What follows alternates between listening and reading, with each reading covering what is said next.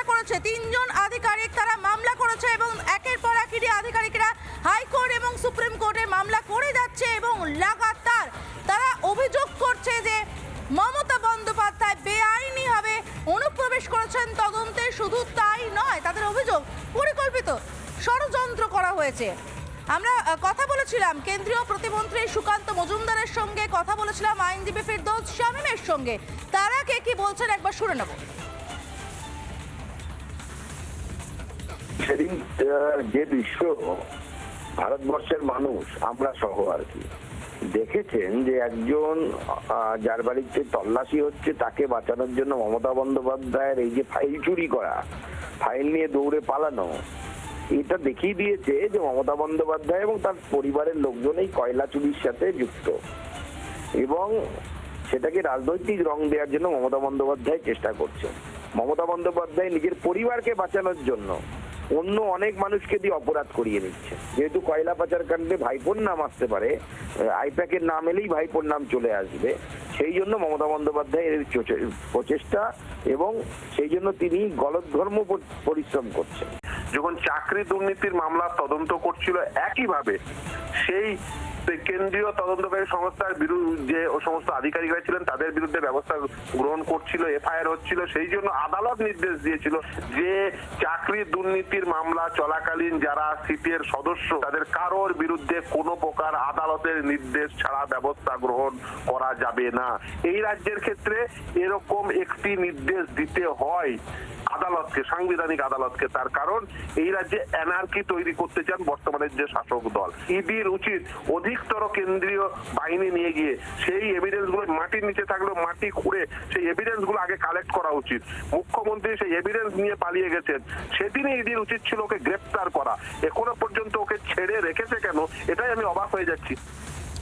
এবং খুব স্বাভাবিকভাবে যে ফিরদৌস শামীম যে বক্তব্যগুলো বলছেন সেগুলো কিন্তু অত্যন্ত গুরুত্বপূর্ণ। আমি এখান থেকে আরও একবার সৈকতের কাছে যাবো। সৈকত, সত্যিই তো যে তথ্যগুলো, যে নথিগুলো মমতা বন্দ্যোপাধ্যায় ছিনিয়ে নিয়ে গিয়েছেন, ডাকাতি করে নিয়ে গিয়েছেন, সেগুলো তো যে কোনো মুহূর্তে বদলে দেওয়া যেতে পারে, পুড়িয়ে দেওয়া হতে পারে, কেউ টেরও পাবে না আদতে সেখানে কি ছিল। এবং এটা যে অন্যায় হয়েছে সেটা মমতা বন্দ্যোপাধ্যায় নিশ্চয়ই বুঝেছিলেন, কারণ পরের দিনই যখন তিনি রাস্তায় নেমেছিলেন নিজে বলেছেন তিনি নাকি দলনেত্রী হিসেবে গিয়েছিলেন। দলনেত্রী কখন সৈকত সঙ্গে করে মনোজ ভার্মা, ডিজি, তারপর মুখ্য সচিব এদের নিয়ে যান?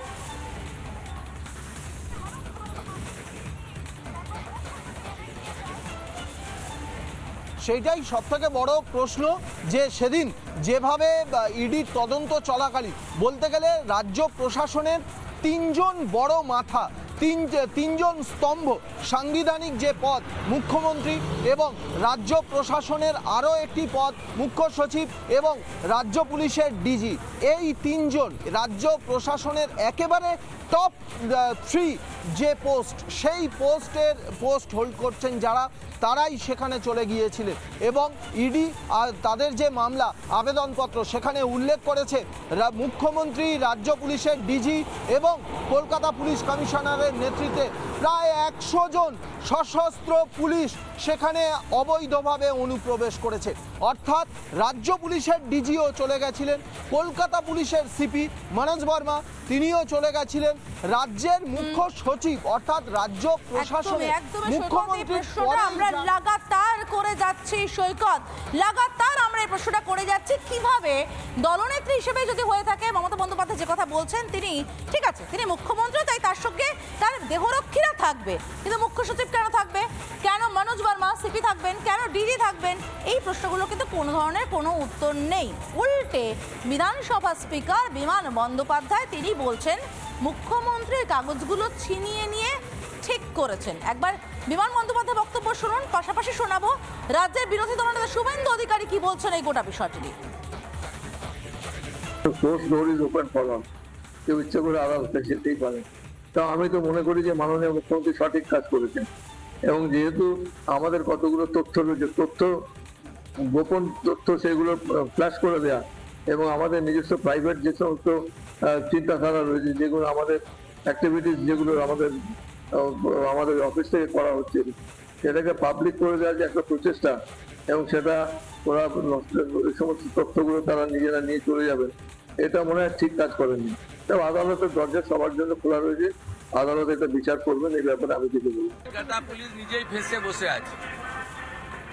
একটু আগেই আমি পেয়েছি ইডি সুপ্রিম কোর্টে কেস ফাইল করেছে পশ্চিমবঙ্গ সরকার এবং স্বরাষ্ট্র দপ্তর পুলিশ দপ্তরের বিরুদ্ধে। মনোজ বার্মা, রাজীব কুমার ব্যাগটা গোছান। নানা ধরনের কন্টেন্ট দেখার জন্য লাইক করুন, শেয়ার করুন আমাদের ফেসবুক পেজ, সাবস্ক্রাইব করুন আমাদের ইউটিউব চ্যানেল। পাশাপাশি অন্যান্য ব্রেকিং নিউজের জন্য অবশ্যই চোখ রাখুন রিপাবলিক বাংলায়।